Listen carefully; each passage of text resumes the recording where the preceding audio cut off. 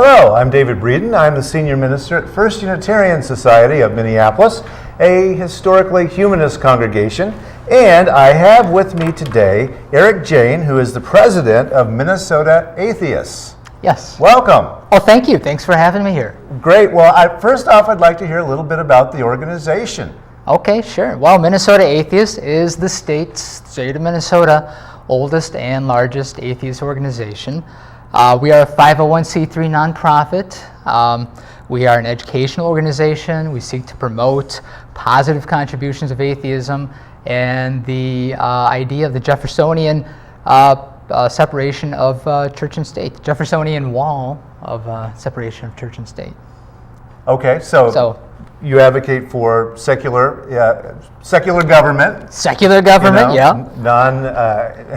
Non-theologically based decision making, I suppose. Yeah, I think so. Yeah. Okay. Yep. And I guess you get together sometimes as a group. We do. So the thing that is the driving force behind our organization and why we're able to kind of promote these ideas is because we have a strong membership base, a very active membership base, who gets together and really kind of helps support each other, helps support the organization through a number of different kinds of events throughout the year. We have about 15 Minnesota Atheist meetup events every month. Oh, so I can go online and I can start. Yeah, the best thing to do is use Google and just Google Minnesota Atheists. Our web page will come up as one of the top entries. The meetup page will come up as like maybe the second entry, maybe even the first entry. So our meetup page is where all the events are kind of listed. It's book club events that we have, movie outings. We go out to happy hours. We do brunches. We do Free Thinking Females as a club. So we do all kinds of different activities, all kinds of social outings. Well, that's we call this the Free Thought Forum, and Free Thought is one of those interesting movements that's kind of disappeared from the American scene anyway, but at one time really meant something in terms of freedom of conscience and freedom to think forbidden thoughts. And, right. You know, and it's kind of good to reclaim that old name a little bit, I think. Yeah, it is. Yeah. Well, I want to find out a little bit about how you got to atheism. Were you born that way? I was born that way, yep. We're all born without believing in any sort of God, so yeah, we're all born as atheists. Because nobody really believes in something, you have to be instructed how to do that. And I got a pretty good evangelical instruction. Went to Sunday school all the time, went to church all the time, went to Bible school all the time. Every summer, went to summer Bible camp, youth ministry program. Called Awanas, so some evangelical people watching this right now might know what that is. So yeah, a lot of religious instruction growing up, and I questioned it as I kind of went along.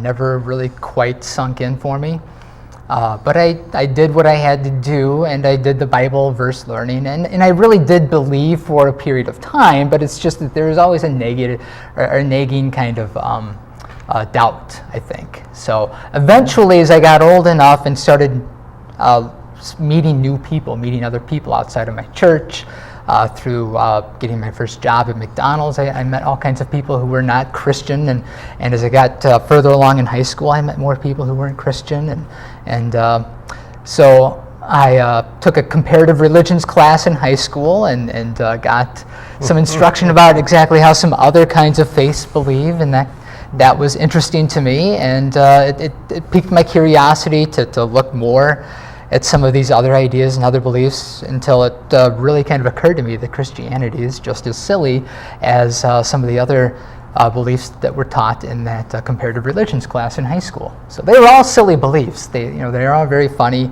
kind of weird things. Some people, Hindus, believe in Vishnu, and Mormons believe in Joseph Smith with the golden tablets, and these are all very silly things to believe, and that's when it occurred to me that Christianity is also just as equally silly.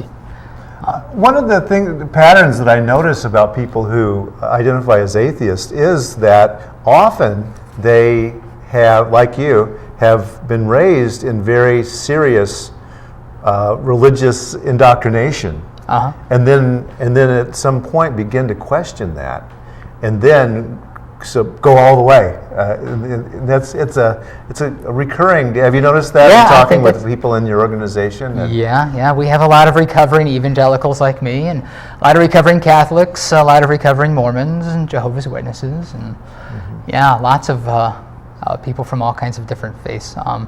There's even a couple who I have run into who were former Muslims as well. So we don't get a lot of that at Minnesota Atheists, but there are a couple who are also former Muslims. Interesting. Well, it's interesting that passed. So one thing we could tell parents maybe is don't tell your kids just to be all that serious about religion, and maybe they won't become atheists. Is that? If they want to keep their kids away from atheism, then make sure that your kids don't have a very good, honest, genuine reading of the Bible. Yes. Interesting. So about how old were you when you really began to question seriously?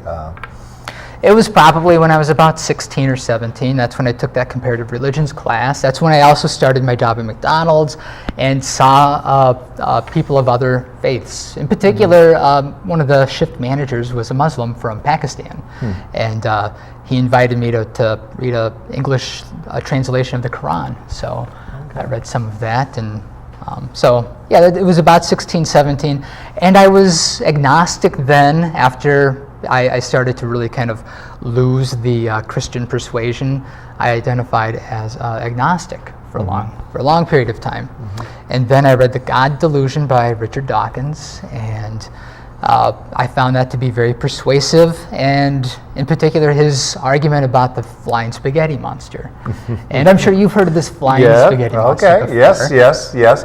But tell our audience about the flying spaghetti monster. Happy to. So flying spaghetti monster is an idea that, as far as I can tell, was made up by Richard Dawkins. It could have been maybe he heard it from somewhere else and published it in his book. But the flying spaghetti monster has just as much probability of existing as Vishnu, Poseidon, Odin, Thor, Allah, Yahweh, and the magical power of juju. So all these things have the equal probability of existing. And you can remain agnostic about all of these things existing. But in all probability, none of them do exist. So we can confidently say that there is no such thing as a flying spaghetti monster, in the same way that we can confidently say, with just as much confidence, because the probability is equal, of God existing, or Jesus being the Son of God, and yes, so on and so forth. Okay. So that's kind of like what the concept of flying spaghetti monster was. And they are Pastafarians. Yes, that's right. So Pastafarians is another kind of name for atheists, basically, right? That's when I came to the atheist conclusion, is after reading that book and kind of understanding that whole argument. Well, and I know that the noted atheist Bertrand Russell, way back in the early part of the 20th century, had his flying teapot. That he said, there's a flying teapot on the other side of the moon. We will never see it, but I know it rules the universe. Prove me wrong. Right. And now that you mention it, thank you. I think that's kind of where the flying spaghetti monster came from Richard Dawkins. You're right. Yep. Okay. But I also know that it has been used in cases about creationism as wait, if you're going to force us to teach creationism as well as evolution, well, you also have to teach the flying spaghetti monster. Right. You know, it's brilliant. That's funny. It makes a point. It makes a point, and you can join that particular faith tradition on Facebook if you like. And yes. They do have a page. They do. You're right. But so as you began to question and went into the agnosticism, I think that's a lot of people I've known, and me too, go into that kind of place of not really wanting to say I don't believe, but rather to say this is kind of a mushy gray area, and So what kept you going, and why did you go into an organization like Minnesota Atheists rather than just saying, I'm just done with it all. I'm just not going to worry about this anymore. Oh, sure, yeah. So That last kind of description that you gave, like why just even bother with it, just drop it, that's apatheist. That's, apatheism, so you just don't care one way or the other. And I think that for me, the idea of religion is kind of a bad thing. Like it was bad for me growing up. I did not like having to think about hell and having loved ones go to hell and having that be an option and having that be taught to me as a kid, and then seeing that whole idea and concept taught to other kids that I have an issue with, and therefore I think religion is a bad idea. So I think that's what makes me more of a atheist activist, seeing how religious institutions and churches and people of faith in particular, based on biblical teachings, have power to control public policy. I have an issue with that, so that makes me want to be an active atheist, and that's going back to the idea of separation of church and state, which is something that Minnesota Atheists helps to promote. So yeah, I think because of those reasons, I started having kids and having a family, and I wanted to have a community where I could feel involved and feel supported, and find other parents and find a network of support. And that was important to me. Minnesota Atheists was able to provide an outlet for that. Well, I'm going to put on my devil's advocate hat here. Yeah. Oh, good. And say, okay, but you're indoctrinating your children. Are they going to become Jehovah's Witnesses now? Oh, right, because I have taught them atheism. So the thing about atheism is there's not really like a dogma attached to it. Atheism is just kind of about free thought, free thinking. And if my children want to become Jehovah's Witnesses or Mormons or whatever, I'm not going to excommunicate them. I'm not going to not ever contact them and drop them completely out of my life, as those other two religious faiths would. And I know people from those faith traditions where that has happened. If it happens, it happens, and I'm okay with it. But really, quite honestly, I have taken them to church before, just for kicks. Unitarian church. They weren't not exactly a church, many of them. No, we went to, I can't remember exactly which one it was, but, so I give them some sort of you're right, it's not like a Christian church, I suppose, but the format anyway, just to see if they liked it. Oh yes, I think I've also often argued that if you carried in a camera and videotaped and with the sound off, that you wouldn't know the difference, right, between a Christian and a Unitarian. Right, that's funny. Yeah. So yeah, but that's so guilty. Guilty as charged in that. Even though we're the most protesting Protestants, Yeah. Still yet, still yet we like candles, so there is that. But I mean, some people argue that extreme indoctrination of the type that you went through, and I did too. I was raised Pentecostal, and is child abuse, frankly, because you're planting in these imaginative kids' brains hell, eternal damnation, evil spirits, and that kind of thing. And yeah, it's true. It's very true. One of the books that I've helped to contribute to, the Free Thought House, is called Atheist Voices of Minnesota.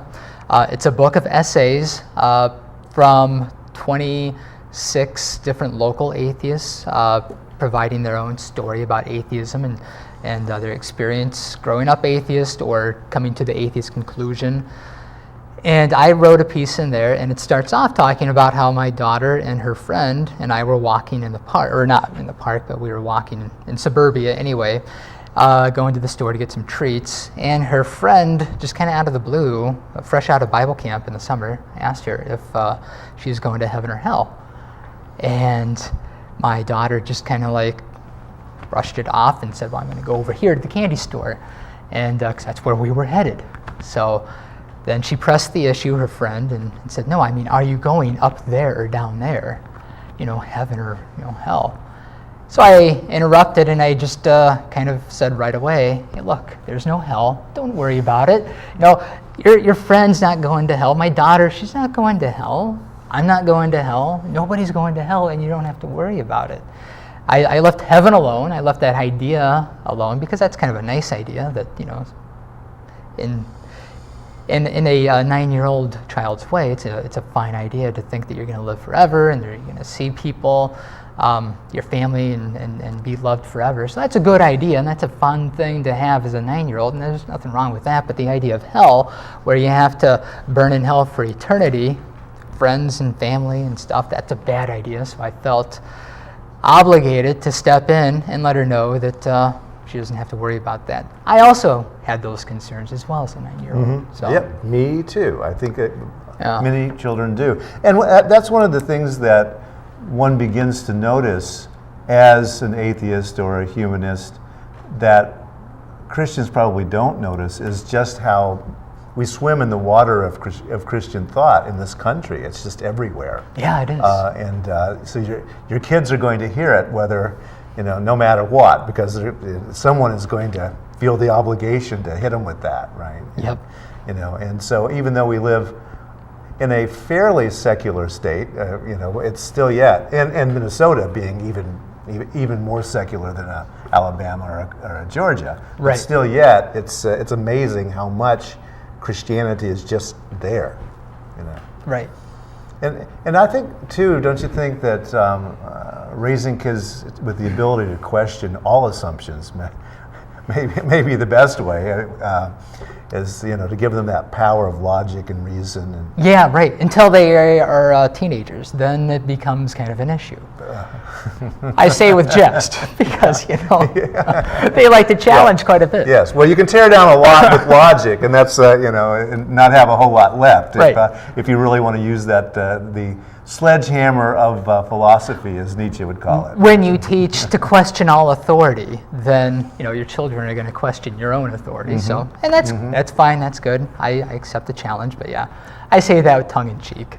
Well, you mentioned positive atheism, and of course, I think one of the main concerns of people about atheism is, wait, why aren't you as bad as you want to be? Why don't you just do anything you like? Because I have empathy, and I know that if I was to do something that would benefit me at the cost of somebody else, that would be a bad thing, and I don't want to do that. That's why I don't steal. That's why I don't kill. That's why I try to abide by the laws of the best interests of people, of society, and that's usually just laws that are in our law books. When those laws don't make sense, then we try to work to make changes with that. But I think that because I have empathy and because I understand that if I do bad things, that's going to cause harm to other people, I stay away from trying to do harm to other people. And isn't it interesting too? We're talking about comparative religions, that actually most of the religions are very similar in those kinds of ethical, moral teachings in terms of compassion and justice. It's I guess I would argue, the politics that gets, when politics gets involved, they become more dangerous. Yes. Yeah. If they were all just about the golden rule, which seems to permeate human thought pretty well. It does. Yeah. It certainly pre-existed or existed before Jesus was hung on the cross. Well, we might even argue that it's evolutionarily triggered by the fact that we need to get along. You're right, yeah. Those tribes would have killed each other off a long time ago, right after the Ice Age, maybe, if we hadn't already had some ability to empathize and care about others. Right, our ability to cooperate is what has helped our species to be able to evolve to where we are at this point. And that's why we survive, because we've learned how to cooperate. Mm-hmm. Well, I've heard a lot about the phrase "good without God." Mm-hmm. So tell me some good that the Minnesota Atheists do out there. All right, yeah. Minnesota Atheists is part of the Foundation Beyond Belief Network. It's a national organization. It's a national network of several different atheist organizations and secular organizations across the country. Right now, there's over 100, just a little bit over 100 different of these organizations that are part of the Foundation Beyond Belief Network. We have ways to communicate our ideas, try to support each other, give feedback about some events that we've done and how maybe we can improve those events. Like I'll talk with the Seattle Atheists, and the Seattle Atheists will talk with us, for example. There's several groups in Texas that also contribute to the conversation. And yeah, so those ideas are exchanged and those improvements are made. Changes are made sometimes. And then we also try to get awards from the Foundation Beyond Belief. We get grants by providing enough hours of community service and reporting the hours in the right kind of way. And then having so many events per month, you get different kinds of awards. You get T-shirts, you get little spiffs and prizes, and again, cash grants. So it's there's a lot of motivation to try to communicate these ideas and try to really put together all kinds of unique volunteer community service project events. Some of ours that we do, the two recurring ones are we work at the food bank in New Hope called Food Group, formerly Emergency Food Shelf Network. We pack food there every second Thursday of the month. We cook meals and dine with families at a local homeless shelter in St. Paul. We do that every third Saturday of the month. And we have participated in a couple different marches and walks that benefit different organizations. For example, we did the Walk to End Hunger this past Thanksgiving and raised over $1,000 for an East Metro food shelf. We have donated gifts to Children's Hospital of Minnesota for patients in their hospital and their families. It's part of our War on Christmas campaign that we call it. Of course, there is no war on Christmas. We just make fun of that whole concept and idea by showcasing atheism, providing Christmas gifts or holiday gifts for programs, and kind of celebrating the holiday just like anybody else. So that's kind of our War on Christmas. Okay. So there's a lot of stuff that we do. Yeah, it sounds like you have really. It's sounding to me like two aspects. Well, one is the social, which you get together and talk and that, and then there is the social action kind of thing. How about we all know that atheists like information, lectures. So do you ever have any sponsored events around speakers? Yes, we do. We have had a summer conference the past 3 years that we've done. Every single month we have invite a speaker to come out and provide a lecture based on a certain kind of topic. In February, usually we talk about evolution and science education. So Darwin's birthday. On Darwin's birthday, yeah, right. It's Darwin's birthday month. And you know who shares Darwin's birthday? Abraham Lincoln. That's right, yeah. Yeah, a couple of freedom fighters there. Yes, and I can't remember I think they were born on the same day, like the exact same year. I think so, yeah. So that's, so we do that 8 times out of the year. We do those public meetings with speakers providing those lectures. And then 3 months we do picnics in the summer. And then the 12th and final month is our winter solstice party. So that's okay, winter solstice party, and then summer free thought picnics. Yep. And all right, so there's lots of opportunities for people watching this to meet other people if they are in your camp and of your persuasion. They can meet up with other people. Sometimes I think atheism may feel very lonely. It does. I think it does. I think for a lot of people, that's something I hear is that, especially in smaller communities, people feel isolated. They feel like they're the only atheist. And of course, there's reminders everywhere that we are in a predominantly Christian society. There's churches all over the place. So it's an important thing to be able to provide an organization that is accessible to people, to be among like-minded people and share thoughts and ideas and express their atheism in a way where they feel safe and supported. So that's kind of, it's a very important thing. And if you go to Google and you just keyword search Minnesota Atheist Meetup, you'll find that meetup site. Well, and isn't Google or search engines, the internet, probably unbelief's and free thought's best friend, don't you think? Certainly when I was a young person in a rural area, there really wasn't any way to look readily at information when I began to think outside the box. Right. And nowadays, it's easy. It's out there and uncensored. And do you think that maybe is one, contributing to more free-thinking people, and also leading them more to organizations such as yours because they can find it, or is that maybe what's happening out there? Yeah. So because you have the internet and you have, like you said, just all these different places that you can go to, you can just keyword search in all these different places in Google and find communities, message boards to have conversations in and exchange ideas. And fortunately, Meetup is such a great website because you can have those same discussions and dialogue, but then also meet up face to face in person and have that camaraderie face to face. So comparative religions kind of began your tradition, your thinking outside of tradition, and I suppose you would recommend that to some people who are out there listening who.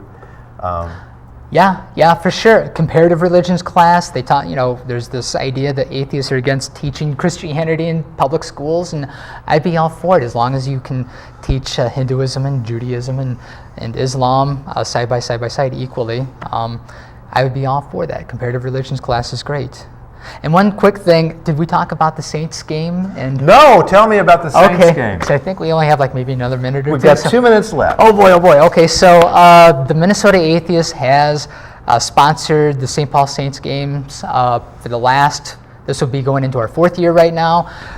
What we do is we rebrand the team to the secular-friendly Mr. Paul Aints. So, the name of the city is named after the Apostle Paul, so we changed that to Mr. Paul instead of St. Paul, and then it's the St. Paul Saints. I have a schedule from last year's, and I'm sure that we can't see it on the camera, but there's last year's schedule. We were in there, and we were in the last few schedules, and our night is called A Night of Unbelievable Fun, sponsored by the Minnesota Atheists.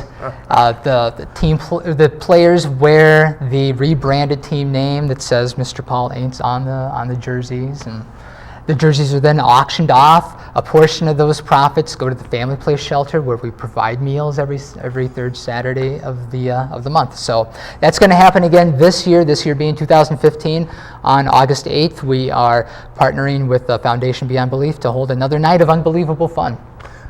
August 8th, it's the Mr. Paul Aints. Yes. You can go out and have a night of unbelievable fun. Yes. Okay. Now, so this Foundation Beyond Belief, is that that's like an umbrella organization for secular groups? Or? Yeah. There's about 100 nationwide, and Minnesota Atheists is one of those 100 or so, a little over 100.